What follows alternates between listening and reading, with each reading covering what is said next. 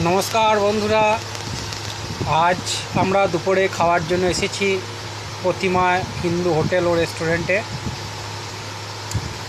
এটি ফুল্লারতলার যে তোরণটি আছে তার ঠিক পাশেই, মেন রোডের ওপরেই। এখানে ঘরোয়া খাবার, যার কারণে আমরা এখানে প্রায় দিনই খেতে আসি। আজ খেতে এসে দেখি ভাত নাই। কারণ হলো হোটেলের মালিক ছিল না, কর্মচারীরা আন্দাজ করতে পারে নাই যে কীরকম লোক হতে পারে, তার কারণে ভাতে শর্ট পড়ে গেছে। আমরা ভাতের অপেক্ষায় বসে আছি। ভাত হচ্ছে এখন, মালিক এসে বলে গেল কিছুক্ষণ ওয়েট করার জন্য।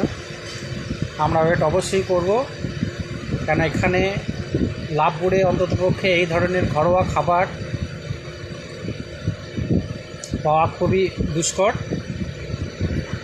আপনারাও মাঝে মাঝে এখানে এসে খেয়ে যেতে পারেন।